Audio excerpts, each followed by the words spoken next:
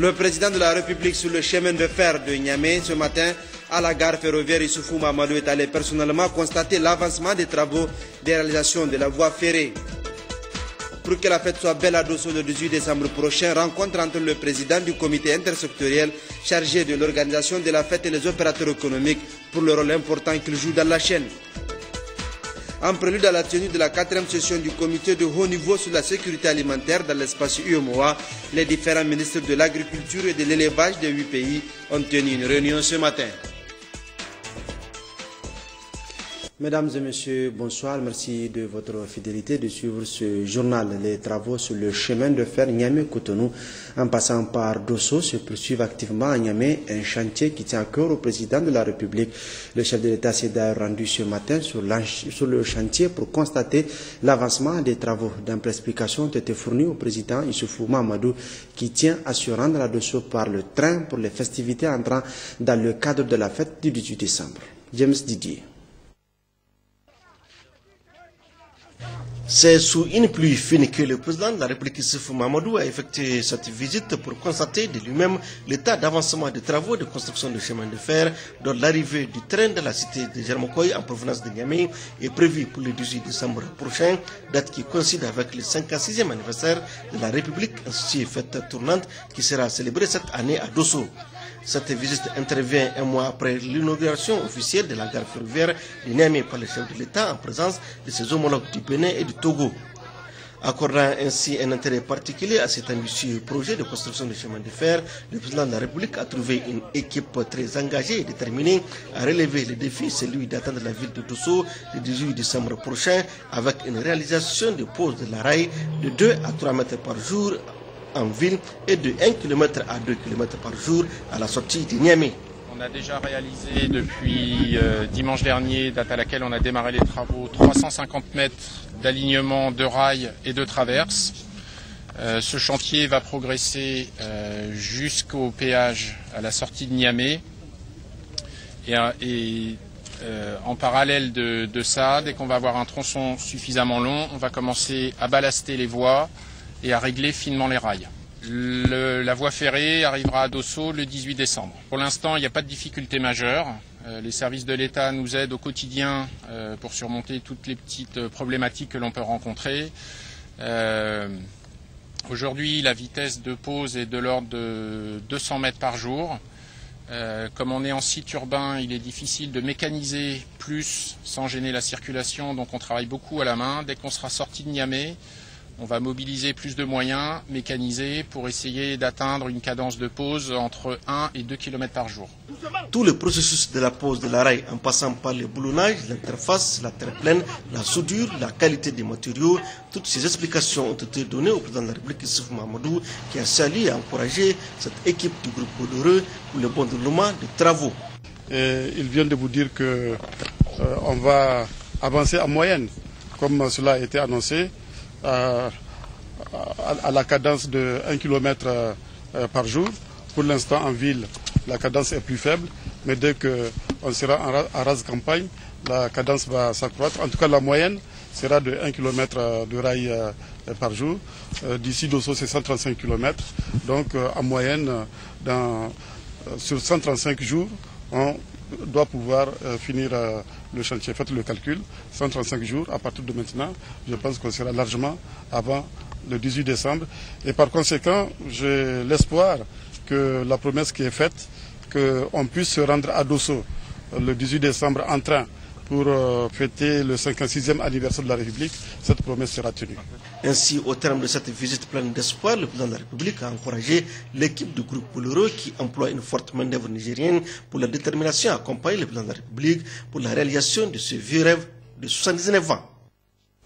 C'était donc la visite du chef de l'État sur la voie ferrée. Rendons-nous donc à présent à l'Assemblée nationale, où les députés n'arrivent toujours pas à s'entendre sur l'élection des 2 membres complétant la composition du bureau de cette institution. Après maintes concertations pour une sortie de crise, un certain nombre de députés ont proposé la mise en place d'un comité qui se chargera à faire des propositions pour une solution définitive afin que l'Assemblée nationale continue ses activités pour le bien-être des populations. Proposition acceptée par le président Mamadou de cette institution et qui a émis le vœu de voir ce comité composé de 15 membres, 5 de la majorité, 5 de l'opposition et 5 membres de députés issus de l'opposition qui soutiennent l'action du gouvernement. Ces derniers ainsi composés, les membres se retrouveront demain matin à partir de 10h autour du président de l'Assemblée nationale, Hama Amadou. À l'hémicycle, toujours suite à la déclaration prononcée, rendue publique donc par la majorité parlementaire le 7 mai 2014, l'opposition parlementaire, pour sa part, a rendu cet après-midi une déclaration, la teneur avec Abdelkader Tijani, président du groupe parlementaire ARN. Notons que déjà, en perspective à ce renouvellement prévu le 17 avril 2014, le président de l'Assemblée nationale a jugé utile de convoquer une réunion de concertation avec les présidents des groupes parlementaires pour s'entendre sur les modalités pratiques des élections et trouver un consensus autour du vote. En réalité, le but de cette réunion autour du président de l'Assemblée nationale avait pour objectif de trouver un consensus tel que déjà posé par l'article 89 de la Constitution qui stipule à son alinéa 1 que la composition du bureau doit refléter la configuration politique de l'Assemblée nationale. C'est fort de ce consensus et de l'engagement pris par l'ensemble des présidents des groupes parlementaires de voter en faveur de tous les candidats que les opérations de vote ont débuté effectivement le 17 avril 2014.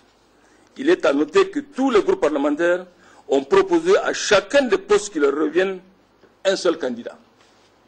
Avant l'opération proprement dite, le président de l'Assemblée nationale s'est assuré si les candidatures ont été déposées 30 minutes avant le début des opérations tel qu'exigé par l'article 13 du règlement intérieur. Aucune objection n'a été enregistrée quant à la régularité des candidatures. Alors que tout le monde s'attendait au respect de la parole donnée, c'est-à-dire celui de voter tous les candidats, quelle ne fut la surprise de l'opposition de constater que sur les 12 postes à pourvoir, la majorité a décidé de ne pas accorder les voix nécessaires pour faire élire les 2e et 3e vice-présidents de l'Assemblée nationale, respectivement celui du groupe parlementaire de l'ARN et de l'Umana. En effet, tant que ce sera la Constitution que notre pays s'est souverainement donnée, nous n'avons aucune raison de craindre une quelconque victoire de la force sur le droit.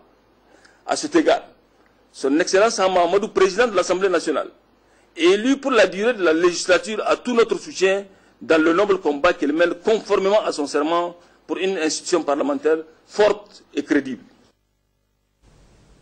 Niamey abrite depuis ce matin au Palais de Congrès une réunion des ministres de l'Agriculture et de l'Élevage des 8 pays de l'Union économique et monétaire ouest-africaine UEMOA. Et c'est le ministre d'État, ministre de l'Agriculture, par ailleurs, président de ce Conseil des ministres, qui a ouvert les travaux de cette rencontre, dont l'objectif consiste à préparer la 4e session du comité de haut niveau sur la sécurité alimentaire dans l'espace communautaire. Sen Soumela Ibrahim et Sani Souf. Cette réunion préparatoire de la 4e session du comité du haut niveau sur la gestion alimentaire dans l'espace UEMOA vise à faire l'état d'exécution des recommandations des sessions précédentes, mais pas seulement. Elle va aussi mesurer l'état d'avancement des actions et identifier des pistes d'action à proposer aux 10 comités.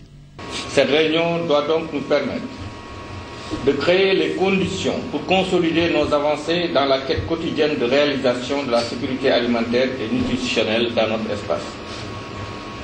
Nous devons aujourd'hui examiner les conclusions et les recommandations de nos experts en vue de soumettre les plus pertinentes au comité de haut niveau. D'ores et déjà, les experts ont travaillé 2 jours durant en vue de soumettre des orientations techniques sur chaque point inscrit.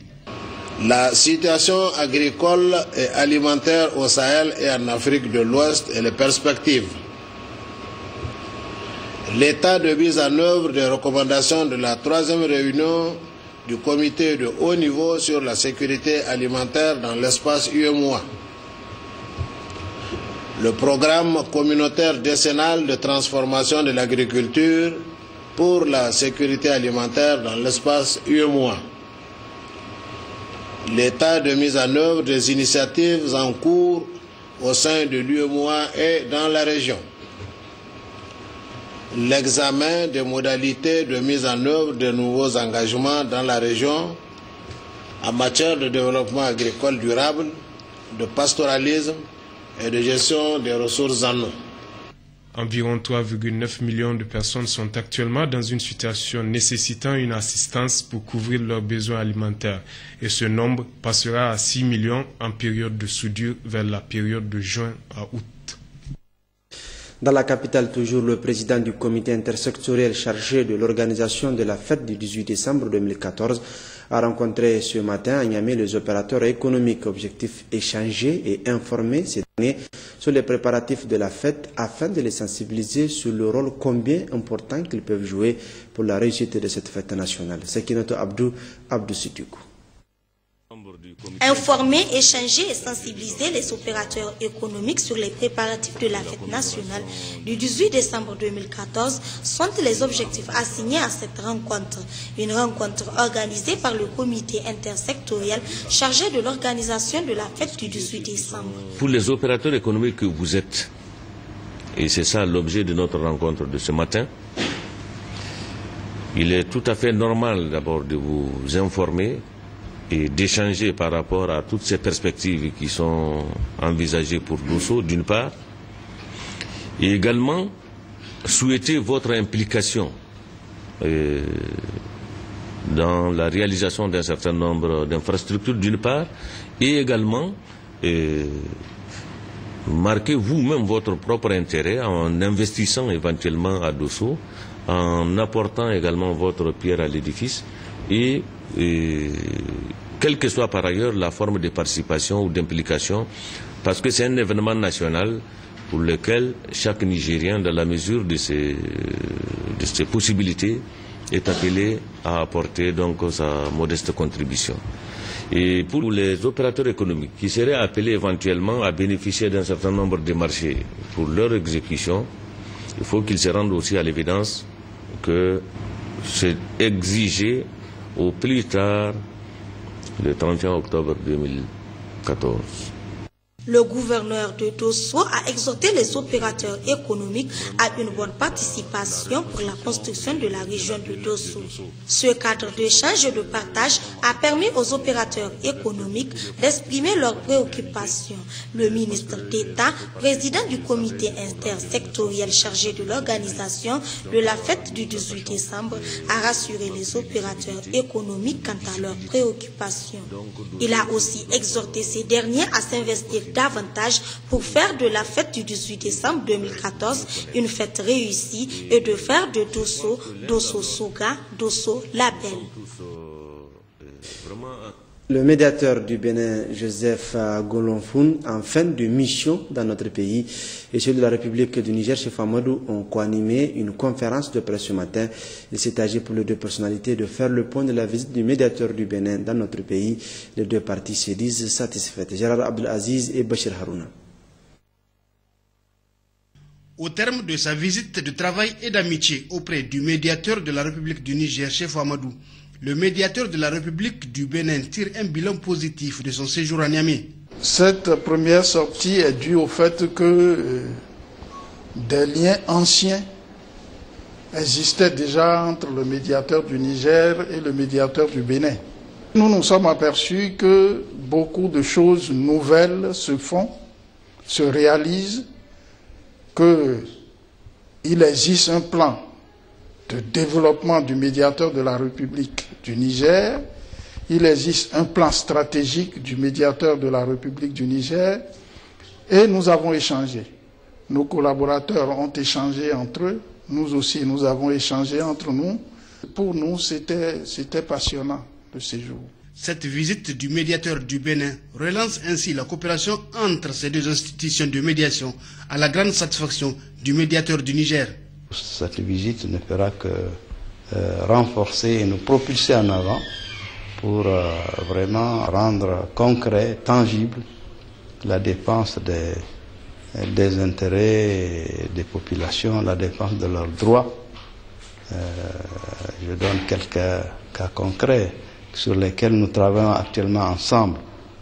Le problème de la libre circulation des hommes et de leurs biens dans l'espace de l'IOMOA. Nous allons organiser une réunion ensemble. Dans le domaine également de l'inscription dans les universités, pour que les étudiants de nos deux pays puissent s'inscrire avec les mêmes tarifs, avec les mêmes facilités dans chacune des universités de nos pays. Joseph Yonlonfung est arrivé à Niamey lundi dernier où il a aussi rencontré les hautes autorités du pays. Il va quitter demain. Ouverture ce matin au Palais du Congrès de Niamey de la 21e réunion plénière du groupe intergouvernemental d'action contre le blanchiment d'argent en Afrique de l'Ouest, Djaba. Et c'est le ministre de la Justice, Garde des Sceaux, Marou Amadou, qui a présidé la cérémonie en présence des membres du gouvernement, du corps diplomatique et des autorités coutumières et de plusieurs autres invités. Borik Al-Badia, Abdullah Harouna. La 21e réunion plénière du groupe intergouvernemental d'action contre le blanchiment d'argent en Afrique de l'Ouest, Djaba, et la deuxième du genre au Niger, et démontre la détermination et l'engagement de cette institution sous-régionale de lutter efficacement contre le blanchiment d'argent et le financement du terrorisme. La présidente de la cellule nationale de traitement des informations financières CENTIF, Mme Sanadi Kimaden Adatan, a dans son mot de bienvenue fait le point de toutes les actions menées de 2011 à ce jour.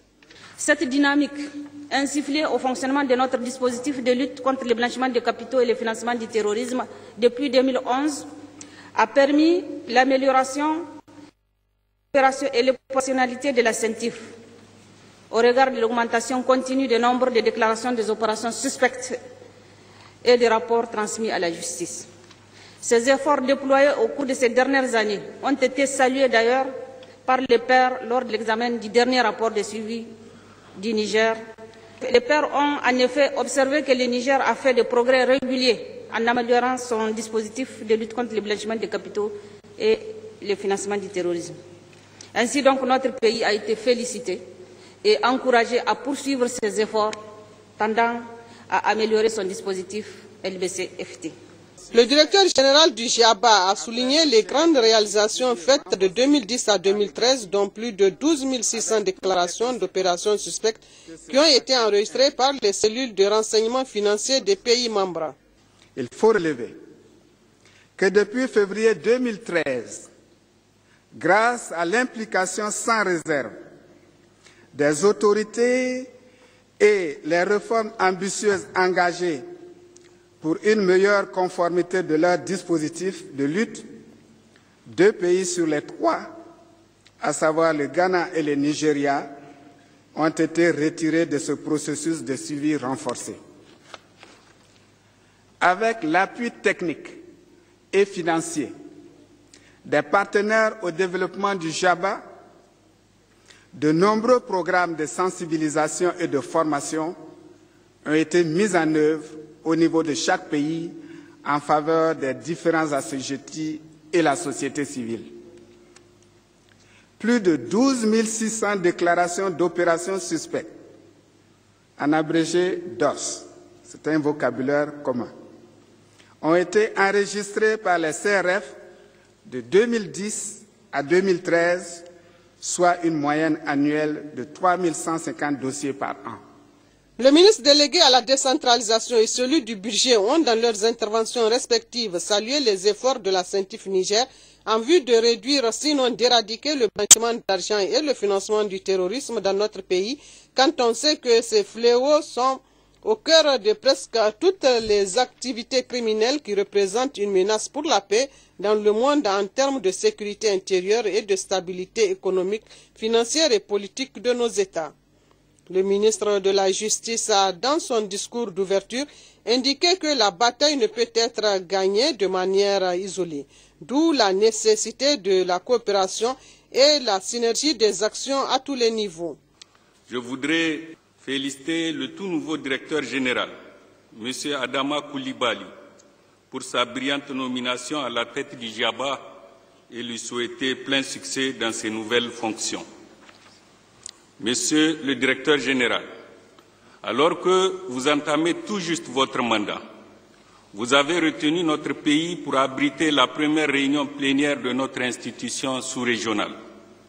C'est là un signe indéniable de la grande amitié que vous avez pour le Niger et je vous en remercie au nom du président de la République et du gouvernement. Mesdames et messieurs, je voudrais remercier chacune et chacun d'entre vous pour votre présence remarquable à cette réunion plénière du Djaba.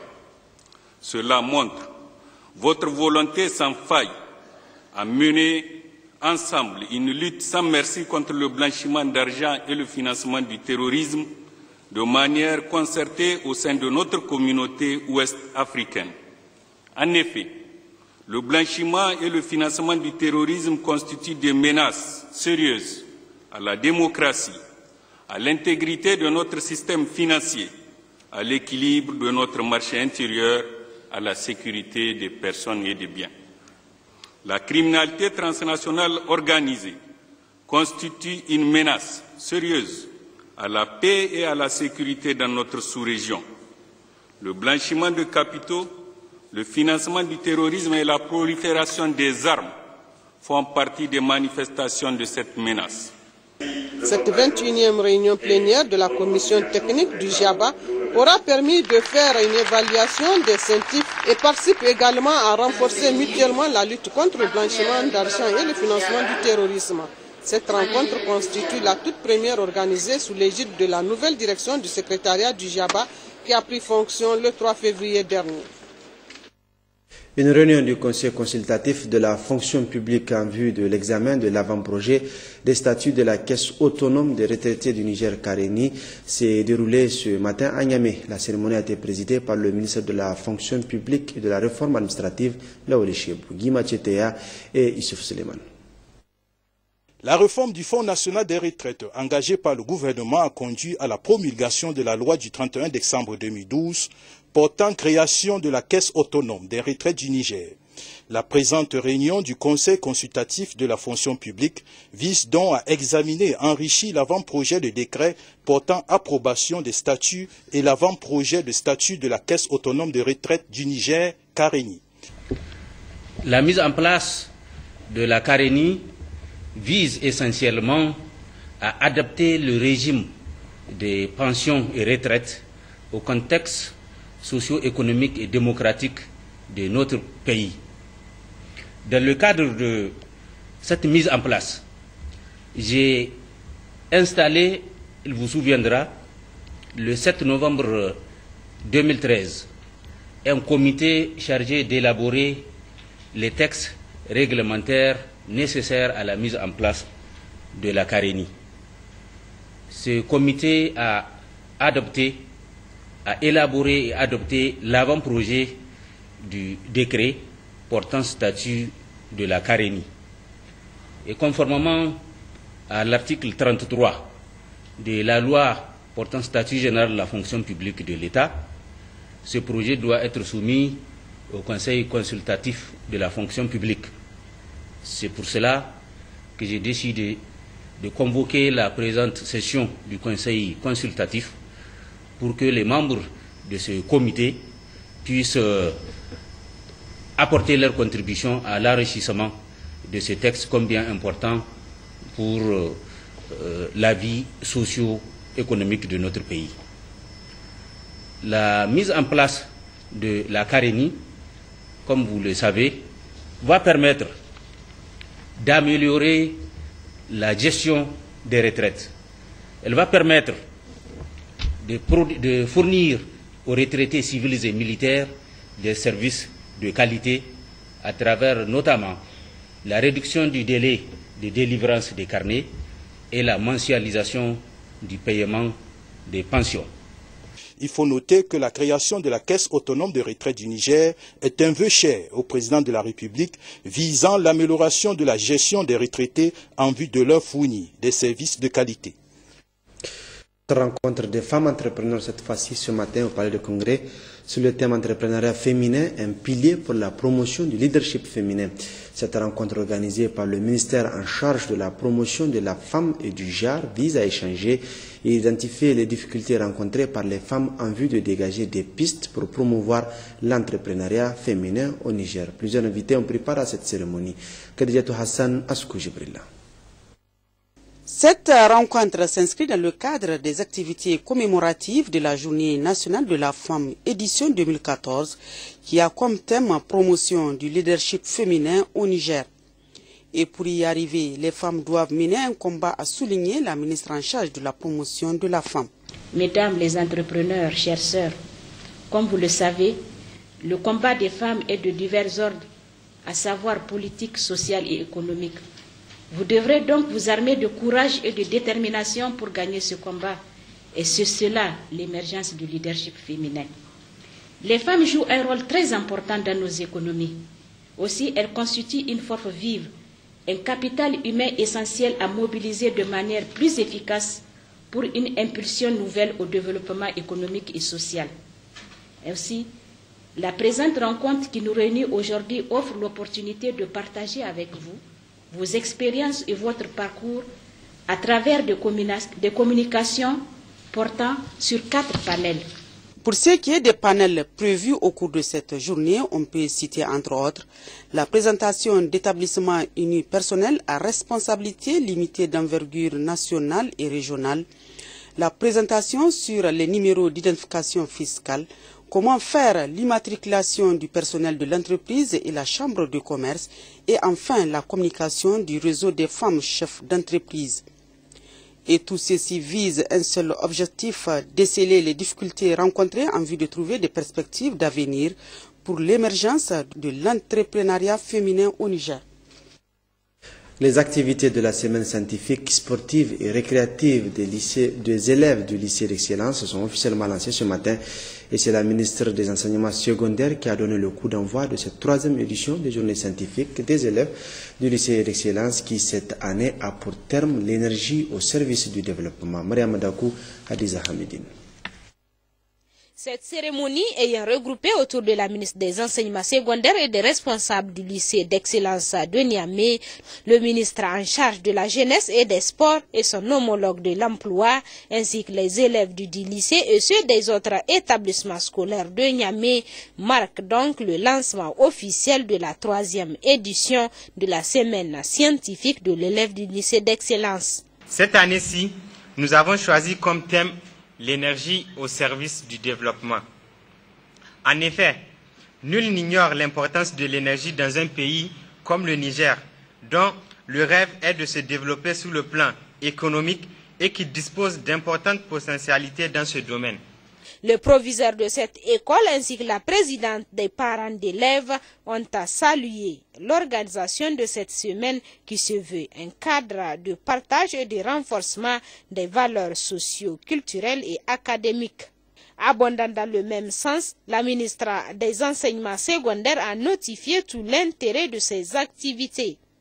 Le thème choisi par cette 3e édition de vos journées scientifiques et sportives, à savoir l'énergie au service du développement, cadre parfaitement avec vos préoccupations en tant que futurs scientifiques et avec celles des autorités de la 7e République, au premier rang desquelles son Excellence Issoufou Mahamadou, président de la République, qui ne cesse de se soucier du déficit énergique de notre pays et d'œuvrer pour la formation des scientifiques capables de mettre en valeur de notre important potentiel énergétique hydraulique, fossile, solaire et éolien.